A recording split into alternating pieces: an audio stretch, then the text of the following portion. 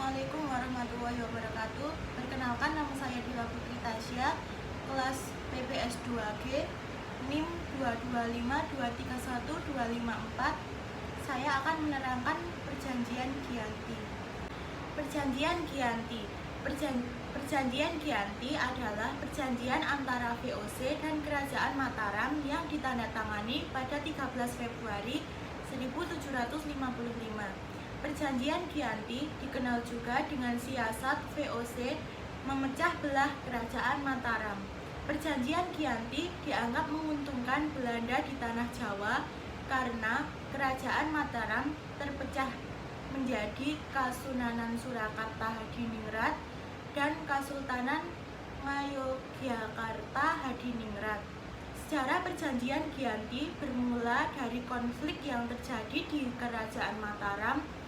Konflik berawal dari pertikaian 3 calon pewaris Kerajaan Mataram, yakni Pangeran Pakubuwono II, Pangeran Mangkubumi, dan Raden Mas Said atau Pangeran Sambernyawa. Dalam silsilahnya, Pangeran Pakubuwono dan Mangkubumi adalah anak dari Amangkurat IV, penguasa Mataram pada 1719 sampai 1726.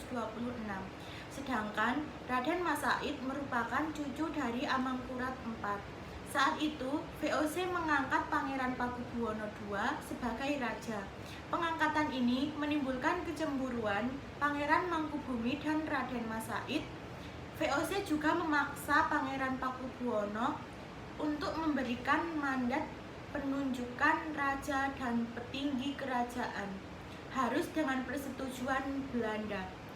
Raden Mas Said dan Pangeran Mangkubumi memberikan perlawanan kepada VOC dan Pakubuwono II sebagai bentuk protes. Serangan itu membuat Pakubuwono II meninggal dunia. Sepeninggal Pakubuwono II, Pangeran Mangkubumi menjadi raja. Namun, VOC tidak mengakui status Pangeran Mangkubumi. Situasi semakin memanas saat VOC mengangkat putra Pakubuwono II, Raden Mas Surjadi atau Pakubuwono III yang masih remaja sebagai Raja Mataram. Raden Mas Said dan Pangeran Mangkubumi kembali melancarkan serangan pada VOC dan Raden Mas Surjadi. Untuk meredam serangan itu, VOC menjalankan siasat licik dengan memecah belah Raden Mas Said dan Pangeran Mangkubumi.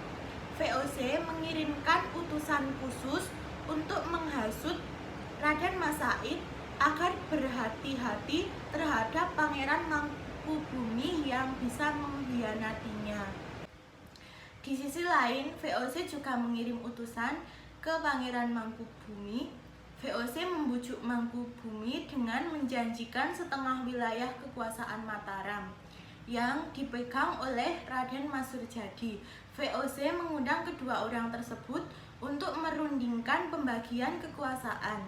Perundingan terjadi pada 22 sampai 23 September 1754, membahas pembagian wilayah kekuasaan Mataram. Gelar yang digunakan kerjasama VOC dengan kesultanan tersebut. Hasil pertemuan pertama kemudian dituangkan dalam Perjanjian Giyanti yang ditandatangani pada 17 Februari 1755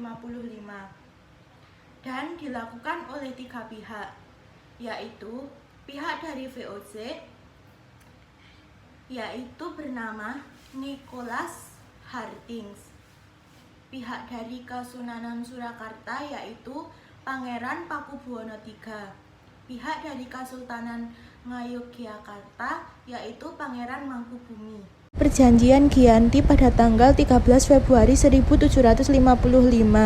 Perjanjian Giyanti membelah wilayah dan kekuasaan Mataram menjadi 2, yaitu Kasunanan Surakarta yang bergelar Susuhunan Pakubuwono.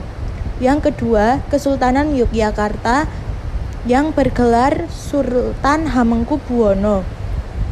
Isi dari Perjanjian Giyanti ada 9, yaitu 1. Pangeran Mangkubumi mendapat setengah dari wilayah Mataram. diakui sebagai Sultan Hamengkubuwono I dengan hak turun-temurun. 2. Diupayakan kerjasama antara VOC dengan rakyat Kesultanan Yogyakarta. 3. Para bupati dan pepatih dalem bersumpah setia di hadapan VOC. 4. Sultan tidak berwenang mengangkat atau memberhentikan bupati dan pepatih dalem sebelum disetujui VOC. 5. Bupati yang memihak VOC dalam peperangan berhak diampuni Sultan. 6. Sultan tidak berhak menuntut Pulau Madura dan daerah-daerah pesisir kepada VOC.